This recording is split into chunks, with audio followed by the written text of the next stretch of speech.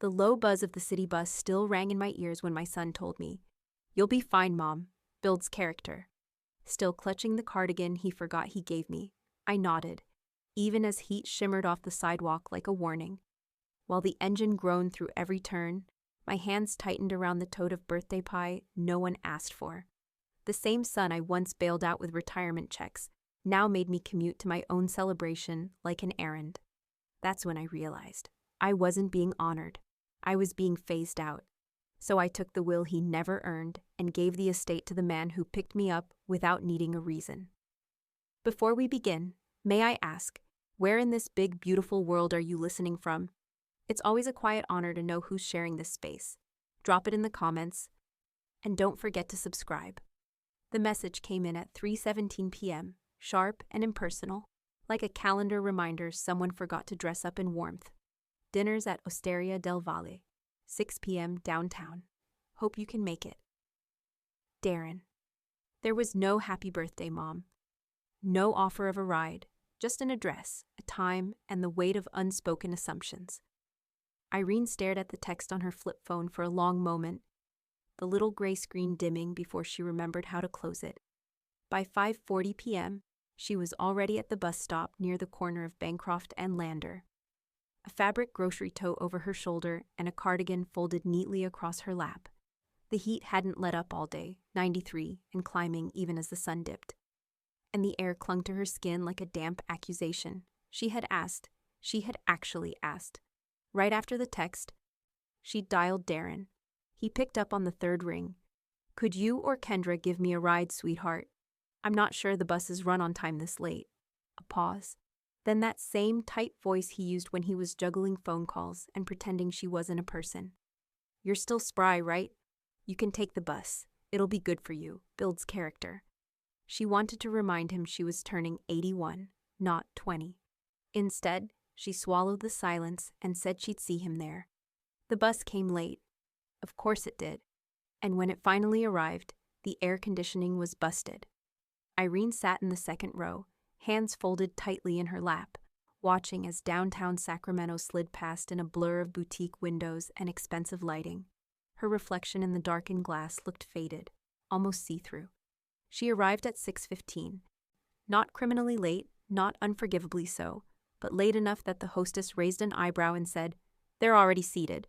Irene found them in a booth near the back, Darren, Kendra, and their 2 boys, all half laughing mid-story, menus already folded away. A nearly empty cocktail glass sweated in front of Darren's elbow. No empty chair waited. She had to ask for one. "Oh," Kendra said, glancing up, "we figured you'd catch up.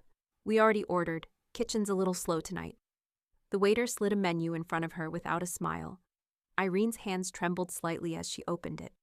Most of the dishes were unfamiliar, delicate-sounding things with reductions and foams. She ordered the trout, unsure if she even liked trout anymore. She tried to ask her grandson about college, but he barely looked up from his phone. Kendra was recounting a story about some HOA drama, laughing just loud enough for surrounding tables to hear. Darren checked his watch twice. No one asked her how her day had been. No one asked what she wanted for her birthday. Her meal arrived after everyone else had already finished eating. The trout's skin was soggy, the vegetables limp from steam. No candle, no song. Just quiet chewing and the occasional fork scrape. When the bill came, Darren lifted it reflexively, then paused. "We're splitting this, right?" Irene reached into her purse and placed 2 10s and a 5 next to her untouched plate. Her slice of a meal she hadn't been part of. Outside, the sidewalk was darker than she remembered. One of the streetlights was out, and the night air felt thicker now, cooler but somehow less forgiving. She walked 2 blocks to the nearest bus stop, the toe of her sensible flat catching on an uneven patch of pavement. No one offered to walk her out. No one noticed she had left without saying goodbye. As she reached the bench, a breeze kicked up and tugged at the hem of her cardigan. Irene sat down slowly, setting the tote on her lap, and looked up at the passing cars. Her hands, resting on the fabric, were steady now. A pickup truck rolled by, headlights flaring. It passed, and then brake lights lit up. It reversed slowly, engine low and familiar. A window rolled down. "Ms. Whitman," a voice called out. She blinked into the headlights. It was Clint Morales. He nodded toward the passenger seat. "You need a ride home?" The truck door creaked when Irene opened it, the interior warm and faintly scented with motor oil and lemon air freshener. Clint leaned over just enough to clear off the passenger seat. Worn ball cap, old receipts, a single gas station pen, and gave her a quiet nod. "No rush," he said as she climbed in. They pulled away from the curb in silence, the headlights cutting soft arcs across the empty sidewalks. Downtown Sacramento blurred past again. Only this time the windows didn't reflect her like a ghost. She just looked tired. Clint didn't ask why she was there alone. Didn't ask what happened. He just adjusted the volume knob on the old radio until it settled into a low hum, jazz, maybe, and drove like the road was something he'd earned the right to understand. 3 blocks in, she said it, barely above a whisper. "It was my birthday." He glanced at her, a flick of his eyes, nothing exaggerated, but something in his jaw shifted. The kind of stillness men carry when they're trying very hard not to say something they'll regret. "Tonight?" he asked, even though he already knew the answer. She nodded. Another red light. His hands rested on the steering wheel like it was a line he was choosing not to cross. "They made you take the bus?" he asked finally. Irene looked down at her hands. "They said it builds character." A hollow laugh escaped him. It didn't feel amused. The light turned green. They didn't speak again for several blocks. The city began to loosen its grip, giving way to the quieter rhythm of bungalows and corner mailboxes, the comfort of cracked sidewalks and porch lights with burned-out bulbs. Clint's truck rumbled gently over a speed bump. At her street, he didn't just slow down. He pulled right into the driveway like he belonged there. He got out first, walked around, opened her door. She started to protest, reflex decades of not wanting to be trouble. But he held up a hand, not to silence her, just to steady the moment. At her front step, he paused. The porch light flickered to life above them, casting soft gold across his face. "Next time," he said quietly, "just call me. You don't take buses on your birthday." Irene felt something tighten in her chest, not pain, just the ache of being seen when you'd already made peace with being invisible. She opened the front door. The house greeted her with the scent of lavender detergent and lemon wood polish, safe, clean, still. The cupcake Darren had dropped off that morning was on the kitchen counter, the plastic dome fogged from sitting out too long. The frosting had slid halfway off, pooling against the inside of the container like it had tried to escape. Next to it, a small stack of untouched birthday cards, 2 generic ones from neighbors, one signed "Love Deepotsates" in rushed handwriting. She didn't touch any of it. Instead, she turned on the kettle, still wearing her cardigan, and stood at the window watching Clint's taillights fade down the street until they were gone. A knock came just as the kettle began to rattle, sharp, purposeful. She didn't need to guess. Marcy Dorsey stood on the stoop in sock slippers and a housecoat with ducks on it, holding a Tupperware container like it was a summons. "I heard that truck," she said. "Don't tell me you took the bus and he picked you up on the way back." Irene exhaled through her nose. "It's late, Marcy. Late's got nothing to do with it. What they did to you tonight, that's not lateness. That's character exposure." She handed Irene the container. Soup, still warm. Smelled like lentils and spite. "You need people who show up, not people who show off," Marcy said. Irene cradled the soup like it weighed more than her disappointment. She didn't respond. She didn't have to. Behind her, the cupcake sat sweating under its dome. From the porch, Marcy added, "You think that man Clint ever forgot someone's birthday? Bet he's got better memory than your whole brood combined." Irene turned back to the window as Marcy disappeared into the night. She picked up one birthday card, opened it. Nothing but a typed message from the card company and a scribbled initial. She dropped it into the trash. Then slowly, she pulled a yellow legal pad from the drawer beside the fridge and wrote at the top, "The last birthday I paid for." Morning light spilled through Irene's living room windows, filtering through lace curtains like it had somewhere better to be. She sat at her dining table with a lukewarm cup of coffee and a yellow legal pad open beside her, its top line underlined twice in pen. "The last birthday I paid for." She turned the page. This one was blank. She stared at it for a long moment before pushing it aside and reaching for the worn manila folder she kept buried in the side drawer of her roll-top desk. The label on the tab read, Estate, Wills, House, Insurance. The paperwork inside was neatly organized. Of course it was. Irene hadn't been messy with her life, not even the parts no one else seemed interested in. She pulled out the stapled copy of her current will and flattened it against the table. Her eyes trailed to the line she already knew too well. Executor, Darren Whitman. Sole heir, Darren Whitman. Her son's name stared back at her like a stranger. She imagined the look on his face when he read those words for the first time. Would it be grief? Would it be guilt? Probably not. If anything, it would be entitlement. He'd consider it the natural order of things, his inheritance not as a gift, but a delayed transaction. She remembered the day she'd signed those documents. Darren had just closed escrow on his first home, mid-century ranch with quartz countertops and a fake fireplace. He needed help covering closing costs. Irene had cashed out 2 CDs early, penalties and all. She told herself it was what any mother would do. He'd hugged her that day, hurried, distracted, half on his phone. He never said thank you, just nodded like a man checking a box. He called less after that. The mortgage got in the way. So did the image building. The holidays turned into texts, then group texts, then nothing. The memory burned in her throat, like day-old coffee that had gone bitter in the pot. A knock at the door broke the silence. Marcy didn't wait to be invited in. She walked in with her usual confidence, holding a grocery bag in one hand and a rolled-up copy of Better Homes and Gardens in the other. She took one look at the table and exhaled like she'd walked into a crime scene. Tell me that folder doesn't still say what I think it says. Irene didn't answer. She didn't have to. Marcy dropped her bag on the counter and pulled up a chair. You're writing checks to people who forget your birthday. That's not generosity, honey. That's subsidizing amnesia. Irene smiled faintly. You ever think about becoming a therapist? I'd rather clean toilets for a living, Marcy muttered.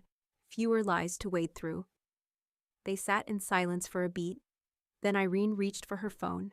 The contact list was short. She scrolled to R. Chung, Estate Attai, and pressed call. Rachel's voice was brisk but calm on the other end. Ms. Whitman, it's been a while. Yes, Irene said, her voice firmer than she expected. I'd like to schedule an appointment to make some updates. When she hung up, Marcy raised an eyebrow. So, that's it? No, Irene said. That's the beginning. Later that afternoon, the sound of metal against wood echoed through the side yard. Irene stepped outside to find Clint crouched at her front gate, socket wrench in hand, a red rag tucked in his back pocket. The gate had been groaning for months, sticking on the left hinge every time it rained. She'd grown used to the sound. Apparently, he hadn't. Didn't mean to startle you, he said, glancing up with a slight smile. Heard it squeal when I dropped off those groceries the other day. Figured I'd fix it before it became a character in your next memoir. She blinked. You didn't have to do that. I know, he said. But here I am. He gave the wrench one last twist and tested the swing. The gate opened silently. How much do I owe you? She asked, already reaching for her purse. Clint stood, wiped his hands on the rag, and shook his head. You don't owe me anything. She watched as he walked back to his truck, tools in hand, and drove off without waiting for thanks. That night, Irene placed the manila folder back in her desk, but not before writing 3 words on a fresh sticky note and sticking it to the front. Update. Urgent. Undeniable. Rachel Chung's office was cooler than Irene had expected. The air perfumed with something faintly floral, like it was trying to hide the sharp scent of paper and the sterile smell of polished wood. The faint buzz of the fluorescent lights overhead was like a backdrop to the decision Irene knew she'd come here to make, but had never been able to voice out loud. She shifted in the leather chair, the edge of the armrest pressing into her hip. She'd worn her best cardigan, but now it felt too heavy, too warm for this moment. The paper before her was blank, except for Rachel's neat notes at the bottom, which had been prepared well in advance. I've reviewed everything, Rachel said, looking up from her tablet. Your will, the estate, everything your son is currently named for. She set the tablet down with precision. What you're asking isn't difficult, but it is final. Irene stared at the paper, The decision to change everything felt like a mountain that had slowly formed over years, one shove at a time. Each day that Darren had ignored her, each birthday forgotten, had piled dirt onto the peak. She could no longer see the summit, but she could feel it, and she knew it would be the last thing she'd climb. "No," Irene said firmly, her voice steady but quieter than she'd intended. "Remove him from everything." Rachel's eyes held hers, sharp and assessing.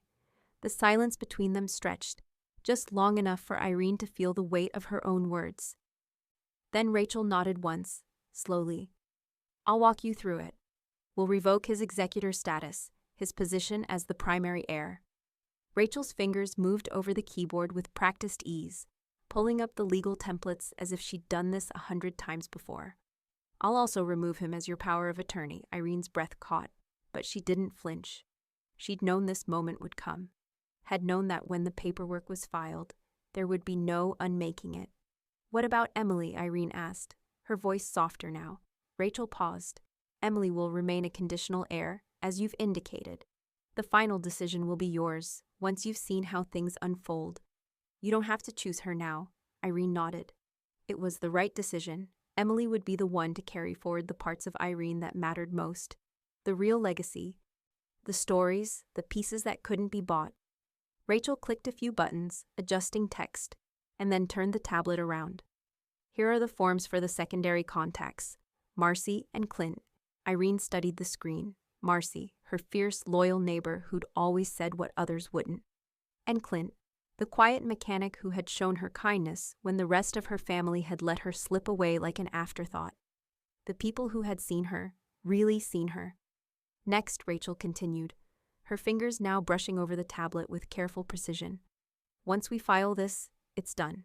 There's no room for contesting it if we structure it right." She tapped a few more notes into the screen, then sat back. "This will protect you. Your decisions will be final." Irene felt the tightness in her chest begin to loosen, just a little.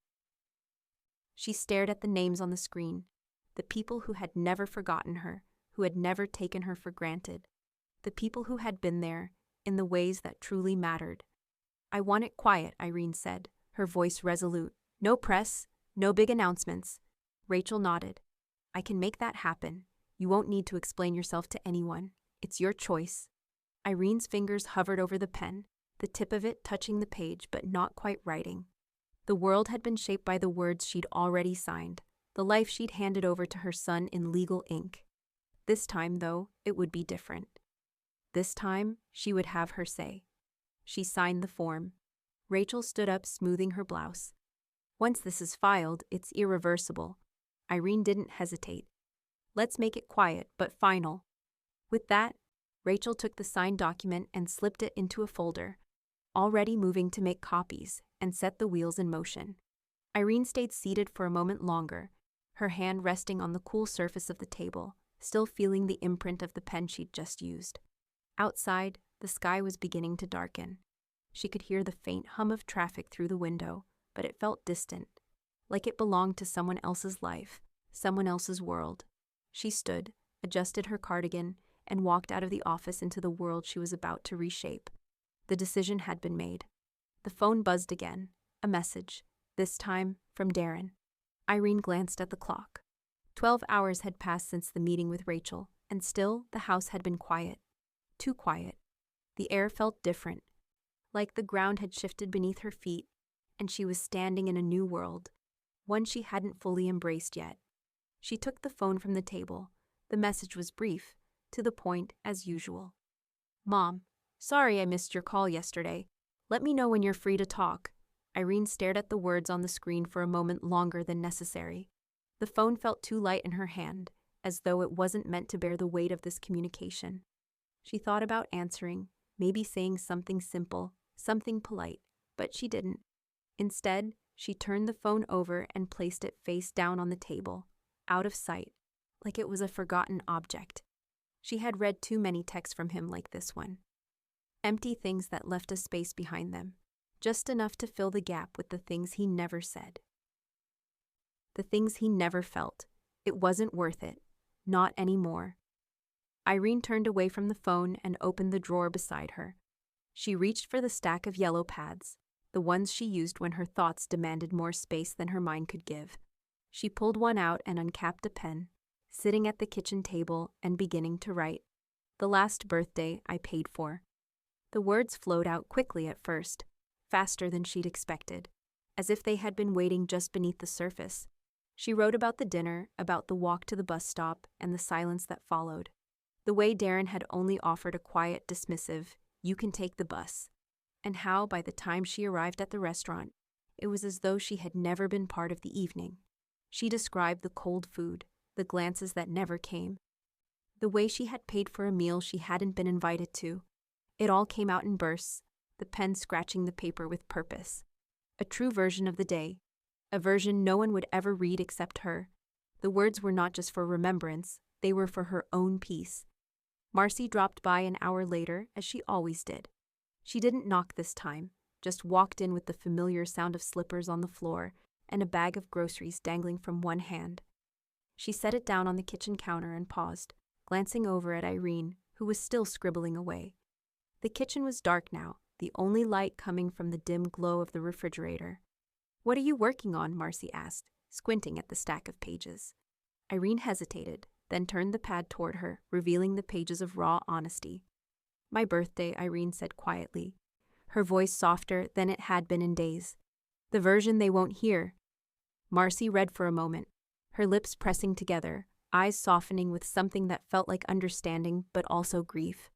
She didn't comment on the words, not yet, but Irene could see the mist of emotion that formed in her eyes.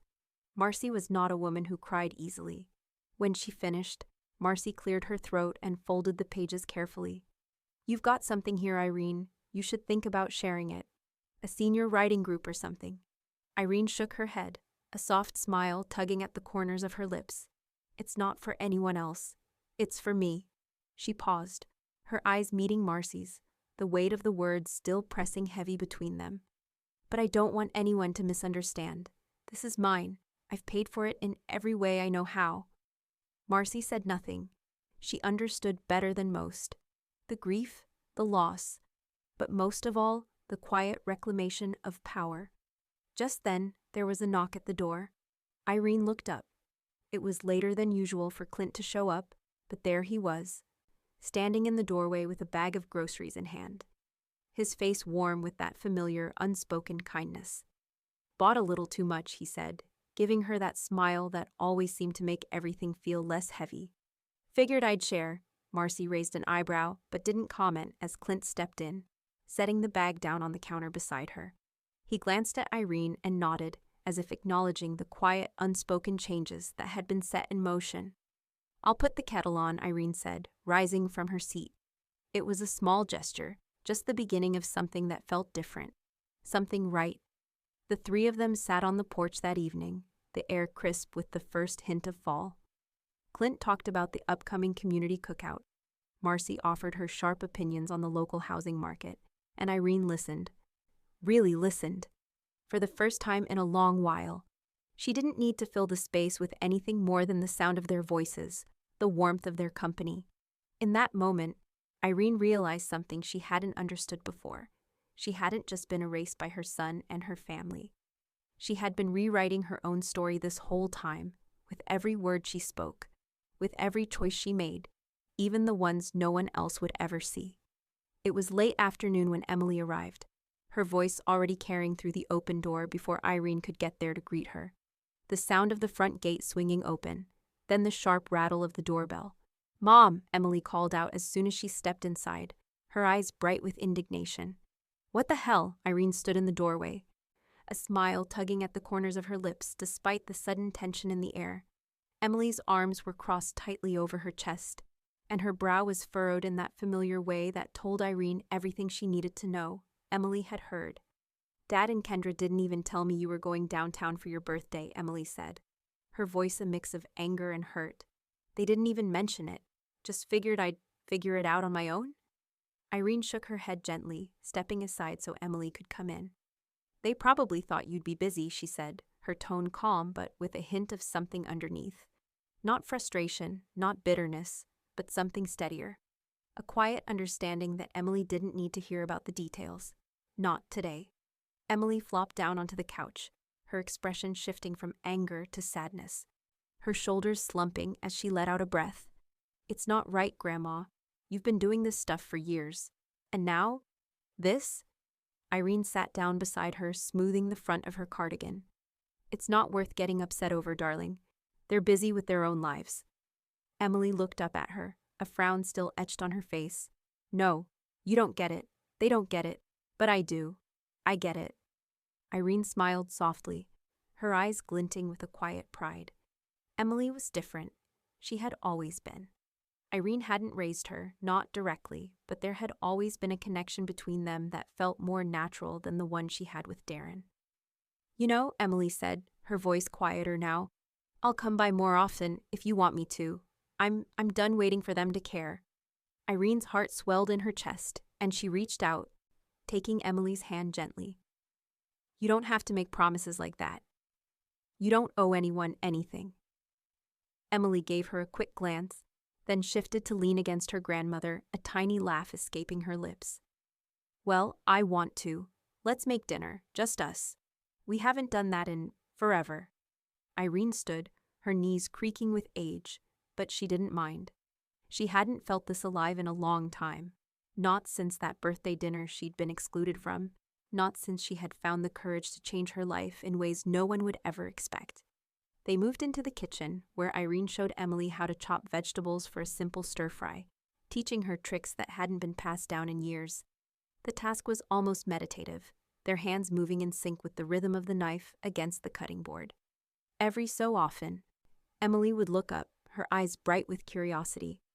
"Are you still writing, Grandma?" Emily asked, breaking the comfortable silence. She gestured toward the table where Irene's journal was resting, the post-it on the top with Clint's name written on it. Emily caught sight of it and raised an eyebrow. "Clint the mechanic?" Irene paused, her knife hovering mid-air as she considered the question. Her smile was faint but full of warmth. "The one who showed up," she said, voice soft, as if the answer was all Emily needed to understand. Emily nodded slowly, her fingers tracing the edge of the journal where the sticky note rested, its message unspoken but heavy with meaning. "He sounds like a good guy." "He is," Irene said simply. She went back to chopping the onions, letting the moment stretch between them. She didn't need to explain further. Emily got it. She always had. Later, as they sat down to eat, the room filled with laughter, a quiet sound that felt like a return to something Irene hadn't realized she'd lost. It wasn't perfect. They didn't need it to be. What mattered was that they were there, together. It was the first time in what felt like ages that Irene felt truly seen. Not by her son or his wife, but by the one person who had always understood her without needing to ask. That night, before she went to bed, Irene added another entry to her journal. She sat at the desk, the page blank in front of her. She wasn't sure how to express it, how to articulate the change she was feeling, the release of old burdens, but the words came anyway. Seen by 1, erased by 3. She set the pen down, closed the journal, and felt a quiet peace settle over her. The real legacy, she thought, wasn't in what she had left behind. It was in who had shown up along the way. The voicemail from Darren arrived just after dinner, while Irene was finishing the last dish. The phone buzzed on the counter, the message notification lighting up the quiet room. 3 quick buzzes in succession. Darren. She didn't need to listen to know what it was. She continued drying the plate, moving methodically, purposefully. After a few more moments, she placed the towel on the counter and reached for the phone.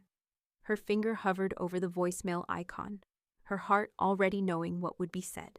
The polite inquiry, the thinly veiled attempt to reopen the conversation she had closed.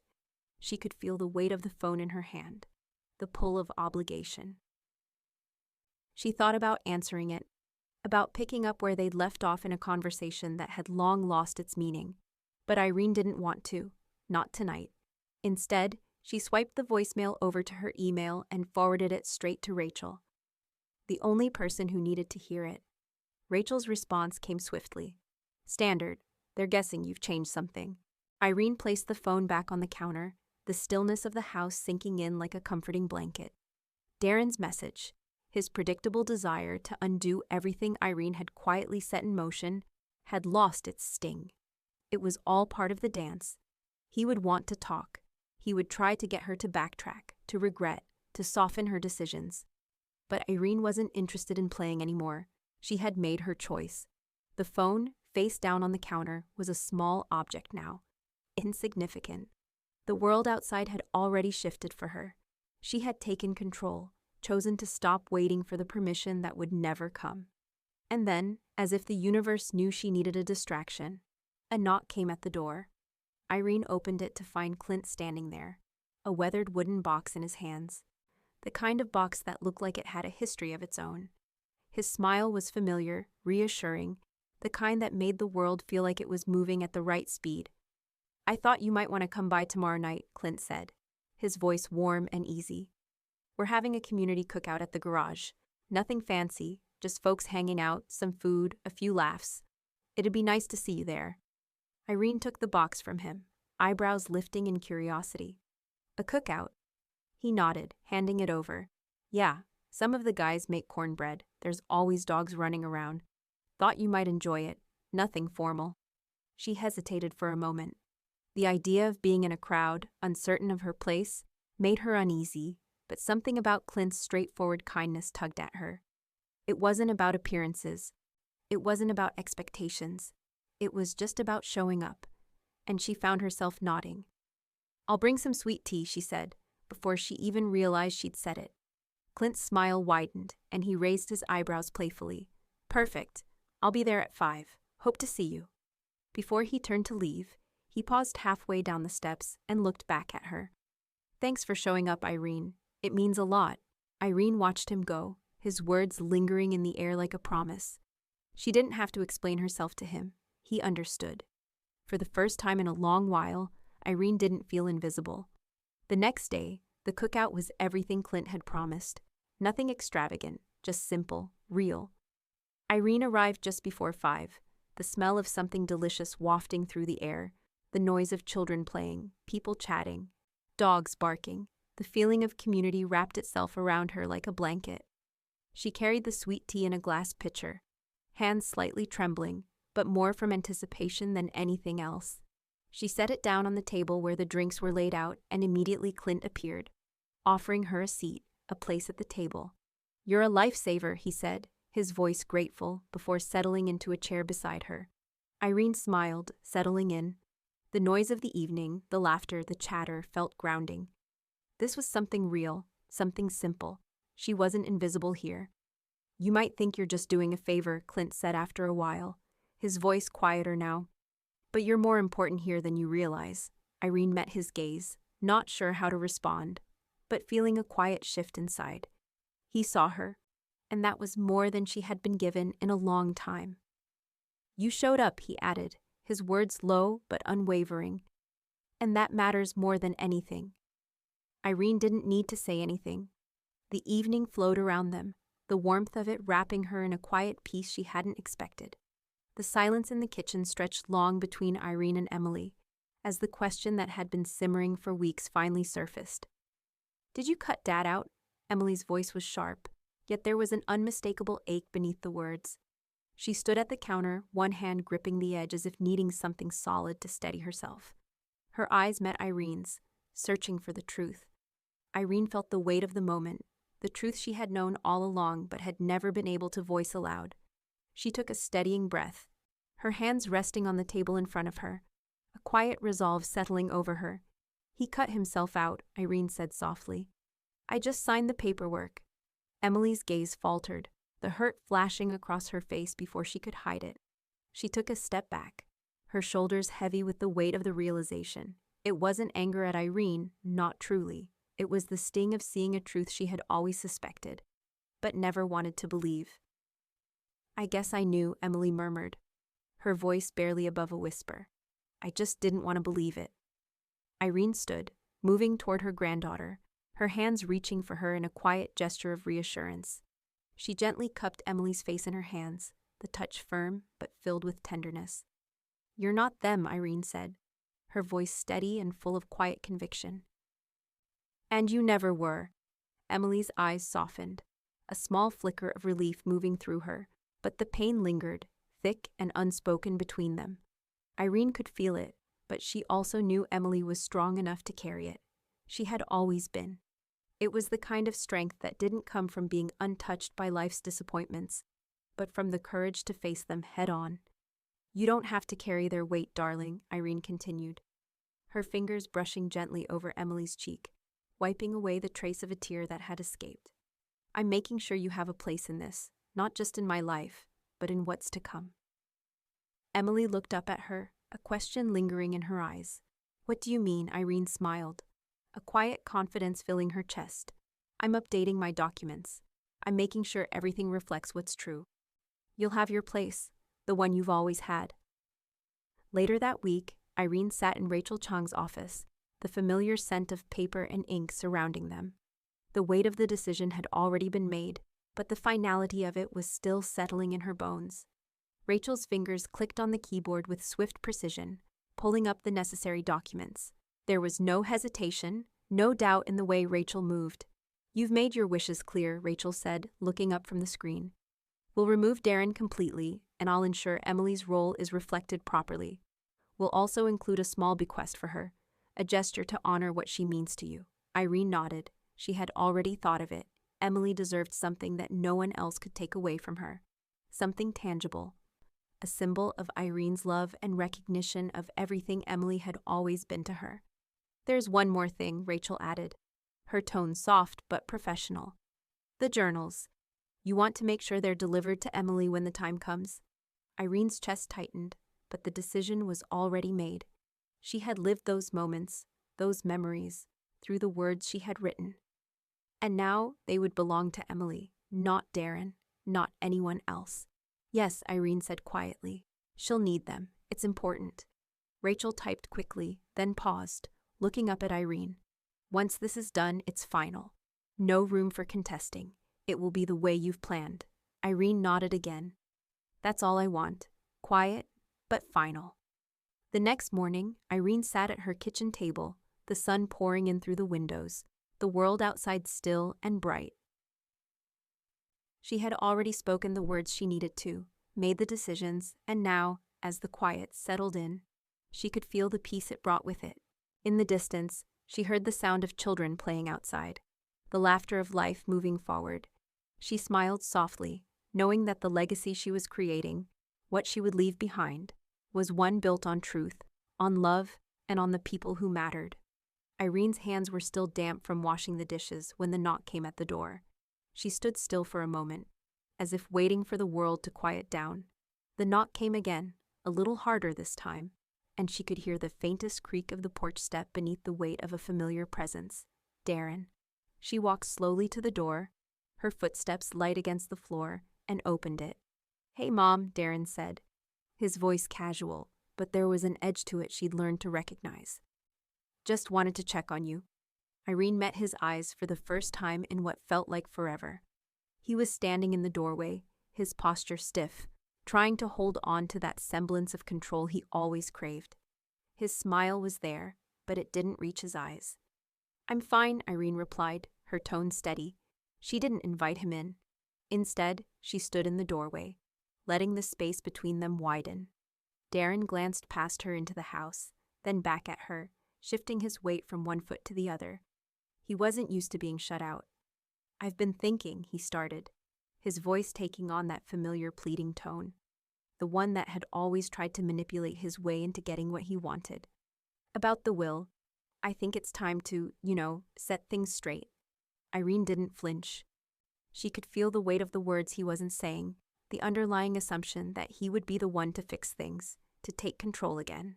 But she wasn't buying it. I've already done that, she said, her voice calm but final. It's just not your direction. Darren's eyes widened slightly, the flicker of surprise flashing across his face. He opened his mouth to speak, but closed it again, the words choking in his throat. His gaze shifted to the doorframe, the floor, anywhere but at her. He could feel the walls closing in, the sudden realization that things had changed. He no longer held the power he thought he did. Mom, he tried again, softer now, though the frustration still colored his voice. I'm just trying to make sure everything's in order. You know I've always had your best interests at heart. Irene's gaze didn't waver. She had heard this line too many times before, seen through the rehearsed words and half-hearted concern. He wasn't here to help. He was here to reclaim what he thought was his by birthright. "You've already made your choices," she said, a smile tugging at the corner of her lips, "and I've made mine." There was a pause, longer than Darren had expected. He opened his mouth once more, but the words didn't come. He couldn't summon the same guilt-trip charm that had worked before. Instead, he swallowed hard, his jaw tightening. "Well, if you're sure." He trailed off, frustration creeping into his voice. "I am," Irene said firmly. He lingered for a moment longer, as if hoping she would relent, as if waiting for the son she used to be proud of to reappear. But Irene stood her ground. Finally, Darren stepped back, his shoulders stiff, his face a mixture of disbelief and something else. A bitterness that had no place here, no place anymore. He turned without another word and walked down the steps, his footsteps heavy against the porch. Irene didn't move, didn't call out to him. She simply watched as he got into his car and drove off, the familiar hum of his engine fading into the distance. She closed the door softly, the sound almost reverent.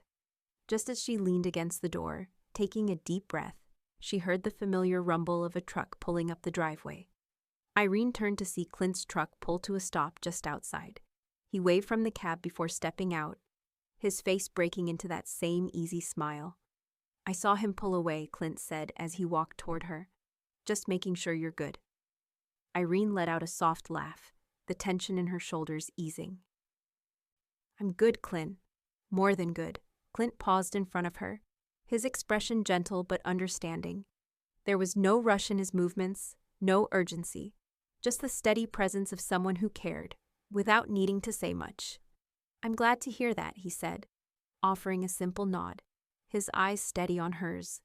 Irene's heart settled as she looked at him, realizing just how much she had been waiting for this kind of connection.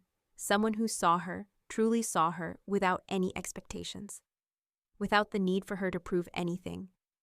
"Thanks for being here," she said, her voice quiet but full of sincerity. Clint smiled again, the warmth in his eyes unwavering. "Always." As the evening stretched out before them, the quiet peace of the moment filled the space between them, and Irene knew, for the first time in years, she wasn't alone. Irene stood in her backyard, the citronella candles flickering against the warm evening air, casting gentle light over the gathering. The backyard was alive with voices, soft laughter, and the rhythmic sound of crickets in the distance. Lanterns hung from the trees, their soft glow wrapping the space in a quiet intimacy. It was perfect. The dinner she had longed to create, one that was hers, in her space, with the people who mattered, was finally happening. Marcy arrived first, carrying her famous pie, golden and perfectly baked. Clint followed soon after, bringing his large pot of chili that seemed to carry the scent of comfort with it. Emily was next, arriving with a friend Irene didn't know, but who fit in perfectly with the ease of the evening. They had all come, no hesitation, no formalities. Just the warmth of people gathering because they wanted to. Irene had set the table in the center of the yard, with mismatched plates and glasses. The food was simple but abundant: salads, grilled vegetables, fresh bread, and the chili simmering slowly over the grill. There was no fuss, no frills, just good food and good company. Emily helped with the last of the preparations, setting out the drinks as Irene checked the grill one last time. The smell of charred vegetables mixed with the cooler evening air, wrapping the space in an atmosphere of comfort. As the guests settled around the table, laughter began to fill the space. Marcy sat next to Irene, sipping her wine with an expression of quiet contentment. Clint settled in beside Emily, his easy smile making everyone feel at ease. Emily, her face soft with the comfort of being home, looked across the table at Irene, her expression filled with something that made Irene's chest tighten. "You know," Emily said, taking a slow breath, "this feels real, like we're really here." Irene nodded slowly, meeting her granddaughter's gaze. The truth was in those words. This was real. This was exactly what Irene had been waiting for, not for the perfect dinner, but for the perfect moment of connection. "It is real," Irene said quietly, her voice steady. "It's more than just food or company. It's about showing up. Being here, without asking for anything. As the evening wore on, the sound of conversation deepened, mixing with the scent of warm pie and the occasional crackle from the grill. Clint had made cornbread as well, and Emily brought her friend Rachel into the fold, effortlessly adding to the easy atmosphere. Irene stood up, her voice rising above the chatter. The moment had arrived for the words she'd been waiting to say. To those who show up, even when they're not asked, she said, lifting her glass. The others followed suit, their glasses raised in unison. The simple gesture of acknowledgement felt powerful in its simplicity. They all toasted, and the evening unfolded like a slow, steady wave, each moment lingering in the air longer than the one before. When the meal was finished, Irene stood once more, moving to the side of the yard, where the wooden box had been waiting for her granddaughter. She pulled it out slowly, the wood worn with years of use, its surface smooth from time and care. She handed it to Emily, whose fingers brushed against the familiar surface. "This is yours," Irene said softly, her voice barely above a whisper. "It's time you had it." Emily opened the box carefully, her eyes softening as she began to lift out the well-worn recipe cards, the memories written on each piece of paper. She didn't speak immediately, but Irene could see the understanding in her eyes, the weight of the history she was now holding. "Thank you, Grandma," Emily said quietly, her voice full of something deeper than words could convey. Irene smiled. "You know what to do with it," she said, her voice filled with the quiet pride of a woman who had finally made the choice to pass on what mattered. The rest of the evening passed easily, the sound of laughter and the warmth of the fire pit filling the air. Irene watched her family, her chosen family, sitting together. People who had never asked her to prove herself, who had just shown up. In that moment, she realized that she didn't need to chase anything anymore. The world had quietly shifted, and she was exactly where she was meant to be. Irene sat in the quiet of her study, the soft hum of the fan overhead the only sound in the room. The house was still, too still, and it felt like the weight of everything she had been preparing for was finally settling in. On the desk before her was the recorder, a simple device, but one that had captured everything she had wanted to say, every memory and truth she had tucked away for too long. 17 recordings, 17 stories. Her voice, steady and clear, filled each one. She had talked about her childhood, the friends who had come and gone, the quiet heartbreaks, and the small joys that had defined her life. Her fingers brushed over the recorder as she pressed stop on the last one. "That's it," she whispered to herself, her voice thick with something she hadn't expected. Relief, satisfaction, peace. She had shared everything that had ever mattered, her version of the truth, and now it was all ready. She picked up the phone beside her, dialing Rachel's number. The moment she heard the ring on the other end, Irene exhaled, feeling the weight she had been carrying all this time begin to lift. "Rachel," she said, her voice calm, though her heart was racing with anticipation. "I finished them, the recordings, and I'm ready to move forward." Rachel's voice came through, steady and professional as always. "I'll make sure everything is in order. I'll review the files, and we'll make sure the delivery is set for after your passing. You'll have your legacy secured." Irene nodded, even though Rachel couldn't see her. She had taken the necessary steps. The stories she had carried with her for so long would now be shared, passed on to those who would listen. The thought gave her a quiet comfort, knowing that her voice would outlive her, that the pieces of her life would remain, preserved and unbroken. The next day, Clint arrived with a familiar smile, the kind that made Irene feel like the weight of the world wasn't quite so heavy. He was holding a small, sleek device, one of those digital frames that played a slideshow of photos. He set it down carefully on the kitchen counter, adjusting it so it was perfectly positioned. "I thought this would look nice," he said, his eyes lighting up with that unspoken understanding.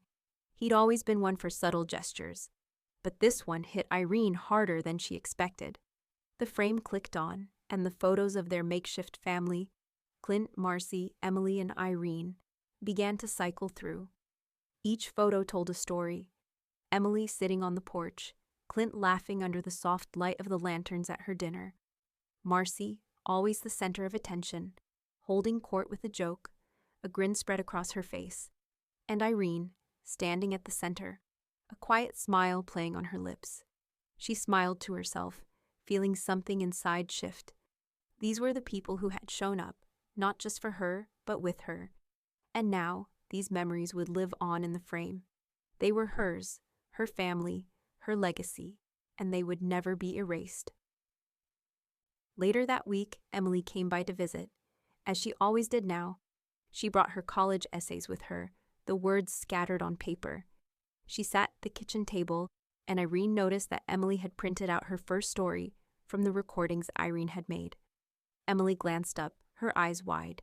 "Grandma, this is amazing," she said, her voice thick with emotion. "I'm using this for my essay. I want people to know who you really were." Irene's heart swelled as she watched Emily read through the story.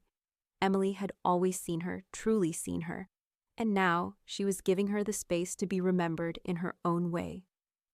Irene leaned back in her chair, her gaze drifting to the digital frame again, the images of the people who mattered most to her flickering through the screen. "My grandmother redefined legacy," Emily had written in her essay, and Irene smiled, a tear escaping the corner of her eye. Rachel sent the final confirmation that afternoon.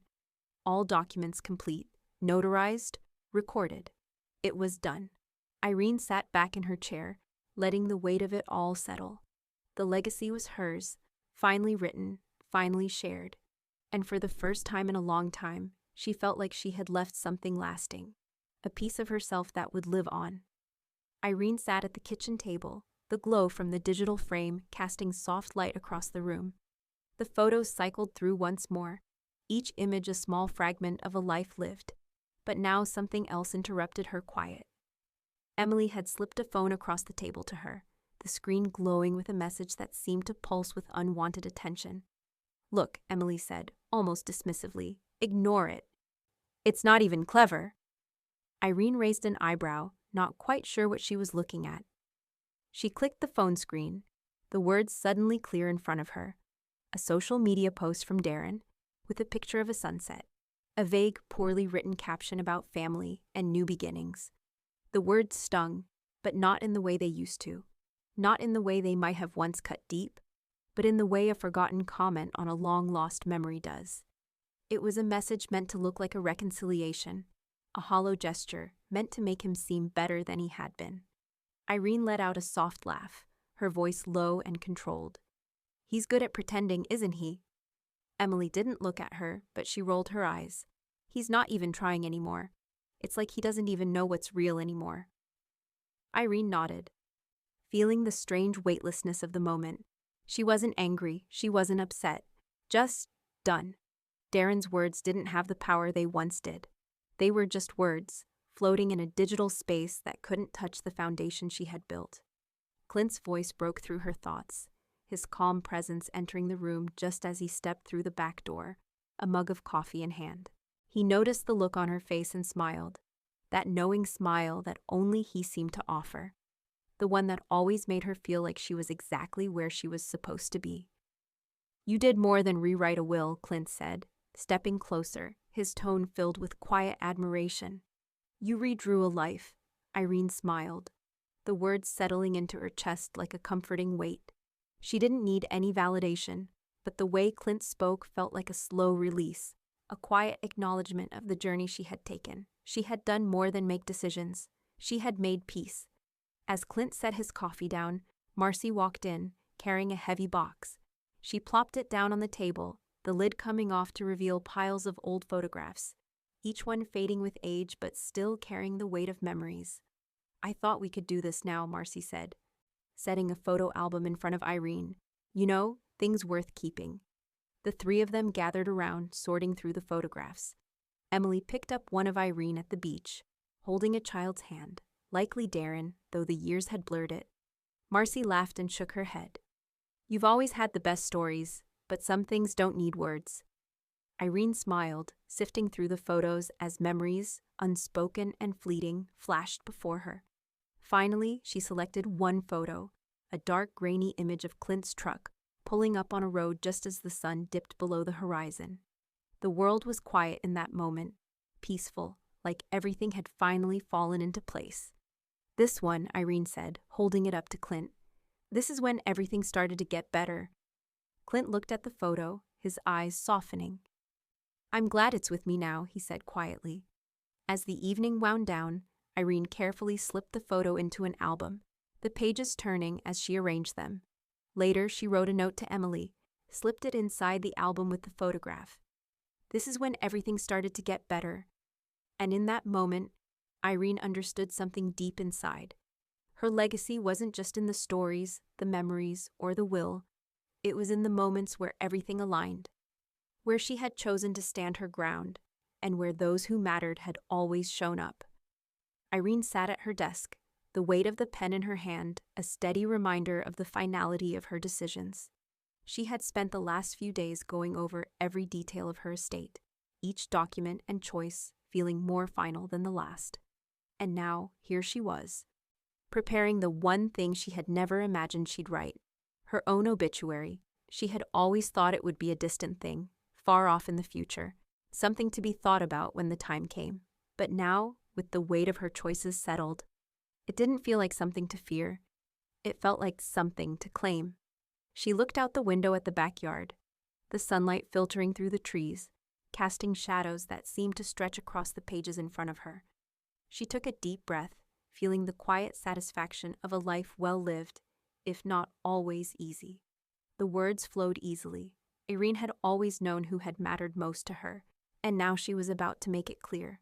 Irene Whitman, beloved mother, grandmother, and friend, passed away peacefully at home. She is survived by her granddaughter, Emily, and her closest friends, Marcy Dorsey and Clint Morales. The names came easily, but it was the next part that took her time. She had thought about this a lot, about how to reflect the truth of her life, the good, the hard, and the beautiful moments that had shaped her.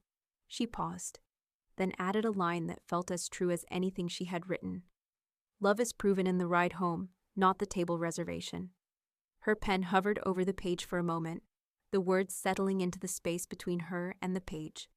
It was a quiet truth, a simple one, but it carried the weight of years of choices, of moments when she had felt invisible, and of the quiet people who had always shown up. She signed the page, the ink marking the final detail of her decision. When she was done, she picked up the phone and dialed Rachel's number. "Rachel, I finished it," she said, her voice steady. "The obituary, it's done, and I've added the final instructions for my estate." Rachel's reply came swiftly, like always. "I'll file it, Irene. It will be recorded and kept along with the rest of your documents. Everything will be in place." Irene nodded, though Rachel couldn't see it. The weight of her decisions felt strangely lighter now, as if she had just crossed an invisible line. Later that afternoon, Irene walked to the kitchen, where her bus pass sat on the counter. She had thought of holding on to it, keeping it as a reminder of the days when she had to rely on it to get from place to place. But now, it felt like something else, something she could pass on. She picked it up, held it in her hands for a moment, and then slipped it into an envelope, writing a short note. For someone still trying. She sealed the envelope and placed it on the counter, where the senior center's name was written in neat ink. It was small, but it felt like a gesture that meant something, a way of passing on a little piece of herself. Clint arrived just as the sun began to dip, bringing with him a sense of calm, of steadiness that Irene had come to rely on. She had asked him to help with the planning of her future celebration of life event. It wouldn't be a formal funeral, no suits, no stiffness, just food and stories, the way it should be. "We'll make it simple," Clint said, looking around the kitchen. "Just like we talked about." Irene smiled at him, grateful for his presence, for the way he understood without asking too many questions. Later that evening, Emily arrived, as she always did. Irene handed her the first journal entry she had written, a small smile on her face. "Read this at the event, Emily," she said quietly. "It's where it all began." Emily took the paper from Irene's hand, reading the words on the page. There was a quiet pause before she looked up at Irene, her voice thick with emotion. "I will, Grandma," she said softly, her eyes glistening. "I promise." Irene nodded, knowing the truth she had passed on would carry forward, through Emily, through Clint, through the people who had always seen her. The Riverbend Center wasn't a place for grand affairs, but Irene didn't need it to be. There were no flowers or intricate decorations, just simple folding chairs arranged in neat rows. Under soft, muted lighting, it was quiet, humble, a reflection of the woman Irene had always been. She sat in the back, watching as people trickled in. Emily was already greeting everyone, her face calm, but Irene could see the effort behind the composure. Marcy was sitting near the front, regaling a group with stories of Irene's younger years, stories that had been long forgotten until today. Her voice, loud and filled with laughter, reminded Irene of the years when things had been easier, more carefree. The space filled with soft murmurs of conversation. But Irene didn't mind the noise. She had chosen this, and it felt right. The people who mattered most to her were here, and that was enough. The evening began to unfold as Emily took the microphone. Her voice was steady as she shared the essay she had written about Irene, her grandmother who had redefined legacy. Emily spoke of love, of the ways Irene had given and shaped without asking for anything in return. She read from the page that had become a testament to Irene's life. When Emily finished, the room fell into a quiet, expectant hush. Marcy was the first to speak. Her voice cracked slightly, but she didn't falter. "Irene," she began, looking directly at her, "you've always made room for people. You made room for me when I had none." Clint, standing off to the side, joined in. His voice was a little rough, but there was no hesitation. "She made space for people who had none. For all of us." Irene felt the weight of the words, the years of self-doubt melting away. This was the legacy she had worked for. One not written in a will, but in the lives she had touched. In the people who had shown up when it mattered. The words weren't just for her. They were from the people who had shared this journey with her. The evening stretched on, the chatter and laughter echoing in the small hall. Irene noticed people picking up the small printed zines she had made, Irene's Ride Home, a collection of stories, memories, and moments that captured her truth. She had passed on her legacy in more ways than one.